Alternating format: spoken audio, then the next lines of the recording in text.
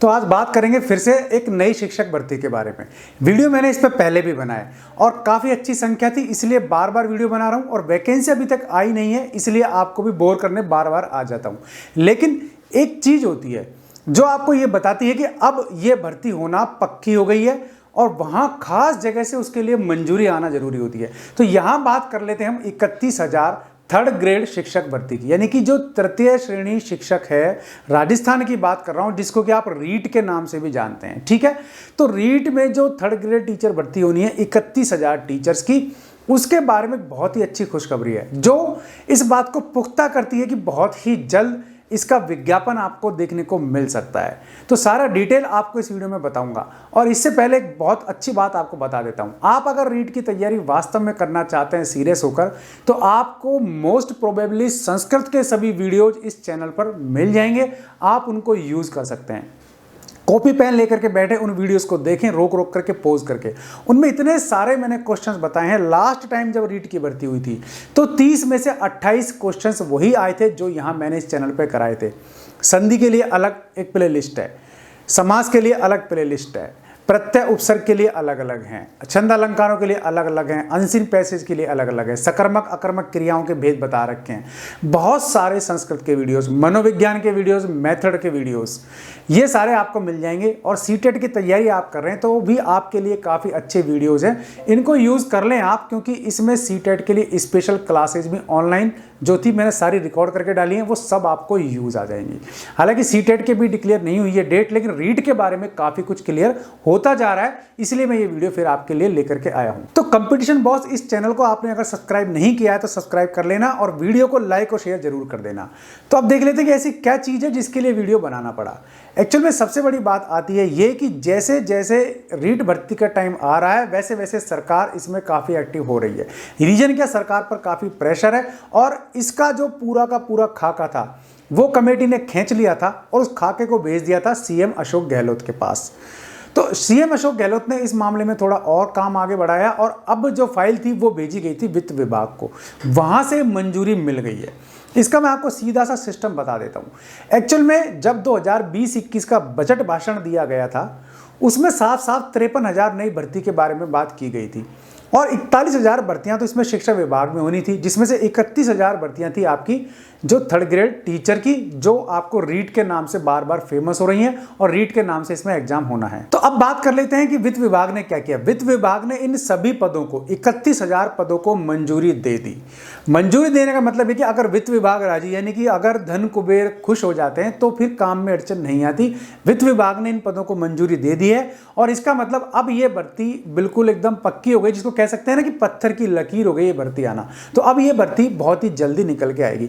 इसमें खर्चा वित्त विभाग ने कितना बताया वो आपको बता देता हूं। तो वित्त विभाग ने जो खर्चा बताया है शुरू के 2 साल जो कि प्रोबेशन के होते हैं, उनमें जो है खर्च होगा सरकार का 881.61 करोड़। अब जब 2 साल निकल जाएंगे तो परमानेंट जब हो जाएंगे ये टीचर्स थर्ड ग्रेड वाले, तो इन पर जो खर्चा होगा प्रति वर्ष वो बताया हुआ है 1717.40 करोड़ प्रति वर्ष, ये खर्चा होना है। अब इसके अलावा और भी काफी सारे अस्थायी पदों को मंजूरी दी है, उसके बारे में भी एक बार आप देख लें। तो इसके अलावा जो 282 नव क्रमोन्नत स्कूल हैं, इनमें सबसे बड़ी बात तो 282 में प्रत्येक एक स्कूल में एक एक कनिष्ठ सहायक की मंजूरी दी है पद की।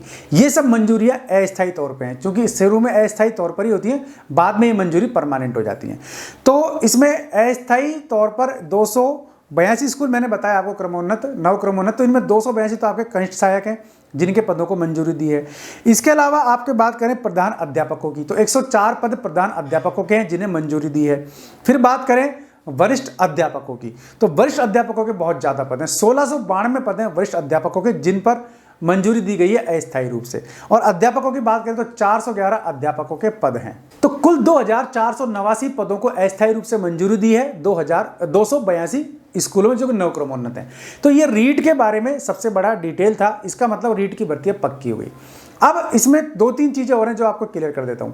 पेपर के बारे में मैंने बताया था, एक पेपर होगा। दूसरी बात, राजस्थान वालों को वेटेज दिया जाएगा, उसके लिए आपको डीपली पढ़ाई करनी है। पढ़ाई कैसे करनी है मैंने आपको बता दिया। अब इसके अलावा क्या बात होती है कॉमर्स वालों की। कॉमर्स वालों को काफी टाइम से डिमांड थी, उनको एंट्री दी जा रही है। एक बीएड वाला सवाल है जो अभी थोड़ा सा पर्दे के पीछे है, यानी कि बीएड को फर्स्ट लेवल पे एंट्री मिलेगी नहीं मिलेगी, क्योंकि 2 लेवल में होता है रीट, लेवल 1 और लेवल 2। लेवल फर्स्ट में क्या होता है, जो पहली से 5वीं कक्षा तक के टीचर होते हैं उनकी भर्ती होती है, और लेवल 2 में क्या होता है, जो 6ठी से 8वीं तक को पढ़ाते हैं उनकी भर्ती होती है। जो पहली से 5वीं तक के लिए होते हैं तो वो डीएलएड पास हों, डीएलएड उन्होंने किया हुआ हो, या फिर उन्होंने डिप्लोमा इन एलिमेंट्री जैसा कुछ किया हुआ हो, या बीएसटीसी किया हुआ हो, उनको तो एंट्री मिलती है। बीएड वालों को एंट्री देंगे या नहीं देंगे फर्स्ट लेवल पर, इसके मामले में थोड़ा सा डाउट अभी तक चल रहा है। दूसरी बात होती है लेवल 2, लेवल सेकंड। तो भाई इसमें बीएड वालों को एंट्री मिलती है, उसमें डीएलएड वालों को उनको एंट्री नहीं मिलती। तो बीएड वालों को डबल बेनिफिट देने का सरकार सोच रही है, लेकिन अभी तक क्लियर नहीं हो पाया। तो मेरे ख्याल से जल्दी क्लियर हो जाएगा, बाकी फॉर्म आने का वेट हम सभी को कर लेना चाहिए। तो बीएड वालों को फायदा मिलेगा केवल लेवल 2 में, ठीक है। तो ये इसकी स्थिति होती है। एग्जाम होगा आपका रिटिन बकायदा, इसमें आपको सब पढ़ना पड़ेगा, मैथडोलॉजी, इसके अलावा आपकी साइकोलॉजी, आपका सब्जेक्ट पर भी आपको कमांड होना चाहिए, क्योंकि करीब करीब सभी सब्जेक्ट वाले इसमें होंगे। एसएस, संस्कृत, इंग्लिश, हिंदी, है ना, साइंस, मैथ। तो इस तरीके के इसमें कैटेगरी वाइज सब्जेक्ट होते हैं, वो आपको चुनना पड़ता है, और इस हिसाब से आपकी ये भर्ती होने वाली है। अब इसमें राजस्थान वालों को वेटेज देने के लिए क्या किया है, जो आपका एकेडमिक वेटेज था उसको कम किया गया है, रीट का वेटेज बढ़ाएंगे। तो रीट का वेटेज आपका 90% तक हो सकता है, एकेडमिक वेटेज पहले जो 30% था उसको घटा करके 10% कर सकते हैं। ऐसा करीब करीब फाइनल हो गया, लेकिन फिर भी फाइनल हम तभी मानेंगे जब इसके जो विज्ञापन है वो क्लियर हो जाएगा। विज्ञापन जब इसका आ जाएगा तभी हम सोचेंगे कि हाँ ये चीज़ें इसमें शर्त लागू की गई। अब बात कर लेते हैं अदर स्टेट की। राजस्थान वालों को फायदा देना चाहती है सरकार, ठीक है। तो उसके लिए सरकार ने पेपर का जो मॉड्यूल है उसको चेंज करेगी, पेपर का लेवल जो है उसको चेंज करेगी, पेपर का स्टेटस उसको चेंज करेगी। लेकिन अदर स्टेट वालों को बैन कोई भी गवर्नमेंट नहीं कर सकती। अदर स्टेट वाले अप्लाई कर सकते हैं, उनको जनरल कैटेगरी में आवेदन करना पड़ेगा और जबरदस्त पढ़ाई करनी पड़ेगी। तो इसमें आपको एक सीधा सा तरीका बता देता हूँ। सबसे बड़ी प्रॉब्लम यह आती है कि अभी इसका ना तो भर्ती विज्ञापन निकला और ना इसमें अभी ऐसी हरी झंडी मिली है कि इस दिन विज्ञापन आ रहा है। हाँ, कभी अगस्त में, कभी सितंबर में, कभी जनवरी 2021 में, कभी फरवरी 2021 में, इस तरह की डेट्स आ रही हैं बार बार कि तब रीट का एग्जाम होगा, जबकि अभी तक तो फॉर्म्स का था पता नहीं है। लेकिन अगर वाकई आप सीरियस हैं, तैयारी करना चाहते हैं, तो आपको तैयारी शुरू कर देनी चाहिए। सबसे बड़ी प्रॉब्लम आती है कि तैयारी शुरू कैसे करें, तो इसका एक तरीका आपको बता देता हूं। 2 चीजें हैं। पहला, जनरल नॉलेज, सामान्य ज्ञान।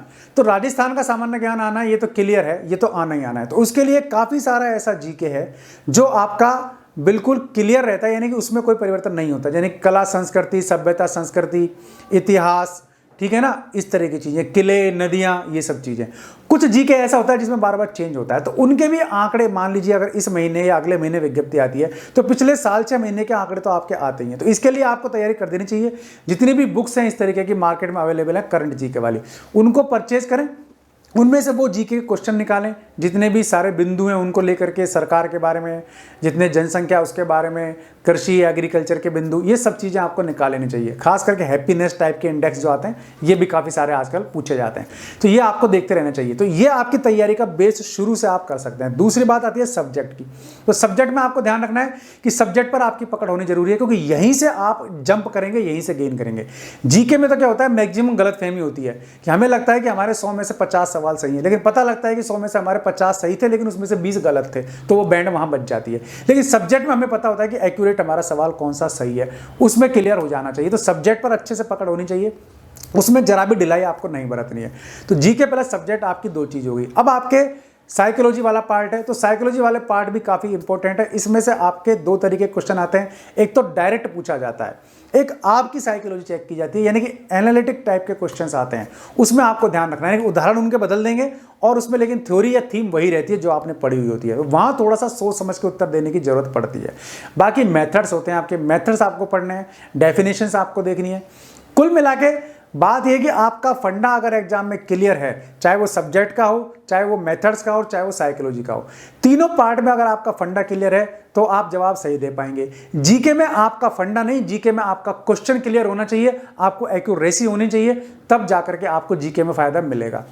यानी कि जीके में आपको क्वेश्चन जब आप याद करें तो उसको इस तरह याद ना करें कि ऑप्शन बेस पे याद करना है, नहीं, एक्यूरेट क्वेश्चन और उसका एक्यूरेट आंसर पता होना चाहिए। ऑप्शंस पे भटकने की जरूरत नहीं है, लेकिन पेपर में ऑप्शंस को देखने की जरूरत होती है। उसका रीजन क्या होता है, कहीं हम कंफ्यूज तो नहीं हो रहे, क्योंकि एग्जामिनर का पूरा काम है आपको कंफ्यूज करना, और हमारा काम है कंफ्यूजन में बिल्कुल भी नहीं पढ़ना और बिल्कुल सटीक आंसर देके पूरे नंबर लेना।